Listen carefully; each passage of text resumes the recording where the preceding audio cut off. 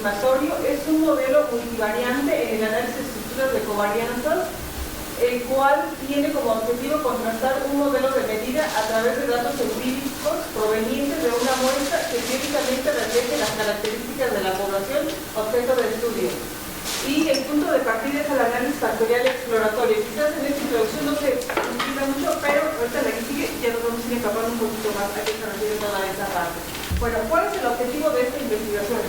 Conocer y aplicar el uso de la técnica estadística multivariante, análisis factorial confirmatorio, a partir de datos empíricos ficticios de gestión del conocimiento como parte del proceso de modelación de coeficientes estructurales. Es decir, es una técnica que se va a explicar, mas no se va a contrastar ninguna hipótesis. Bueno, esta técnica ¿para qué se utiliza? Precisamente para un proceso de depuración o elaboración de escalas de medidas. Para elaborar este tipo de escalas, con estas técnicas, bueno, Levi Varela argumenta que se deben de seguir dos fases. En primer lugar, la primera fase es hacer un análisis factorial exploratorio, y entonces, bueno, cuando se recomienda hacer este análisis factorial exploratorio con estas características es porque se va a trabajar posteriormente el análisis factorial confirmatorio. ¿Qué es el análisis factorial confirmatorio? Dice, es una técnica de reducción de datos que mediante un modelo lineal describe un conjunto de variables observables a partir de un número reducido de variables hipotéticas llamadas latentes. El procedimiento se basa en la agrupación de ese conjunto de variables observadas en función de la variabilidad que cada una de ellas comparte con las demás. Ahorita vamos a ver unos diagramitas donde vamos a explicar esta parte. ¿Sí? En la segunda fase, pues bueno, ya se hace el análisis factorial exploratorio. ¿Sí? Bueno, aquí ya empezamos a ver, pues ya digamos parte práctica, ¿verdad? En esta primera figura, ¿sí?, tenemos la estructura de un análisis factorial confirmatorio. ¿A qué se refiere todo eso? Por un lado tenemos, por ejemplo, D1 y D2, asumimos que estas son las variables. Es como si fuera liderazgo y compromiso, por decir. Y del lado derecho, donde están los rectángulos, serían los ítems de cada una de las variables y los errores de medida. Entonces, cuando utilizamos este análisis factorial confirmatorio exploratorio, los ítems que tenemos en las variables pueden cargar a cualquier, pueden cargar en cualquier variable, ¿sí? Y el investigador, ya eso se hace a través de un software, el investigador, de acuerdo a la revisión de la literatura y a todo un análisis, pues va a determinar en qué variable corresponde. Mientras que en el análisis factorial confirmatorio, ¿sí?, que tenemos ahí otros dos círculos que representan dos variables y que representan también aquí los ítems de cada una de variables y los errores de medida.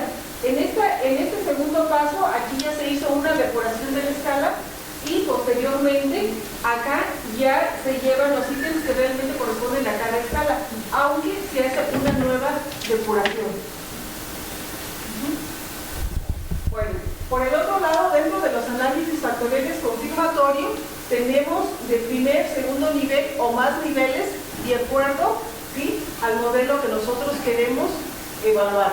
En el primer caso hacemos referencia a que es un primer nivel donde hay solo dos variables, con sus ítems, con sus errores de medida, con sus cargas factoriales, etc.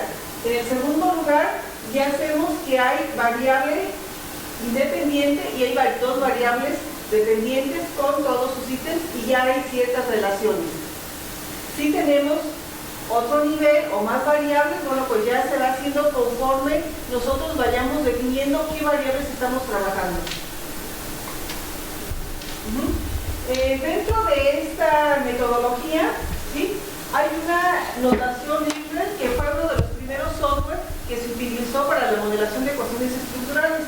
Entonces, estos son los principales símbolos que nos están representando cuándo es una variable independiente, cuándo es una variable dependiente, con una simbología. Por ejemplo, la primera dice variable latente exógena. Es decir, en esta técnica ya tiene no solo el nombre de variable independiente o dependiente, sino que ya le da un determinado nombre, pero finalmente viene siendo lo mismo. Entonces, variable latente exógena corresponde a lo que es una variable independiente. Variable latente exógena, lo que es una variable dependiente. Estas técnicas ya sacan errores de medida de, pues, ahora sí, de estos modelos que estamos presentando. Las cargas factoriales, etcétera. Entonces ya nos da aquí la simbología que ponemos en los diagramas, ¿sí? Bueno, después cuando ya iniciamos para empezar a analizar esta depuración de escalas, aquí nosotros estamos viendo cómo medir gestión del conocimiento. Y esta parte de gestión del conocimiento, de acuerdo a esta argumentación de estos autores, ¿sí?, se está midiendo a través de 4 variables: conscientización, externalización, combinación, internalización. Entonces son las 4 variables que nosotros estamos viendo. ¿Qué estamos haciendo? Depurar escalas, que son un instrumento de medida, ¿sí? Entonces están ahí las 4 variables, ¿sí? Acá están las variables, ¿cómo se llaman? Están los ítems que tienen todas esas variables. ¿Por qué tenemos 1, 2, 3 y nos vamos al 33? Aquí es una simbología que nosotros le pusimos porque nosotros cuando hicimos esta escala teníamos 33 preguntas.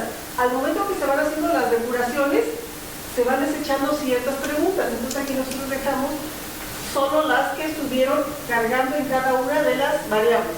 Lógicamente que aquí no es nada más porque yo quería poner esas dos, sino más bien a través de todo este procedimiento del software y sobre todo con la sustentación teórica. Bueno, entonces este diseño de investigación es experimental, es un enfoque cuantitativo. La muestra analizada son 35 instituciones de educación superior, donde participaron 225 personas. El análisis de datos es a través de ecuaciones estructurales de covarianza. Aquí empezamos a hacer la primera prueba o el primer análisis exploratorio. ¿Qué hacemos? Nosotros creamos nuestra base de datos. Esta primera parte la trabajamos en SPS y aquí nos empieza a decir en qué variables están cargando, ¿sí? Y nosotros las analizamos de acuerdo, repito, pues a lo que ya les había comentado anteriormente. Entonces aquí comúnmente se quedan en una componente o que equivale a una dimensión las cargas que estén arriba de 0.5, es lo más recomendable. Entonces, y después para verificar si esto es correcto, hay unos indicadores que nosotros nos permiten tomar la decisión si este proceso es válido o si no es válido, que tenemos que volver a empezar a hacer la revisión, volver a checar las preguntas, volver a hacer todo este proceso.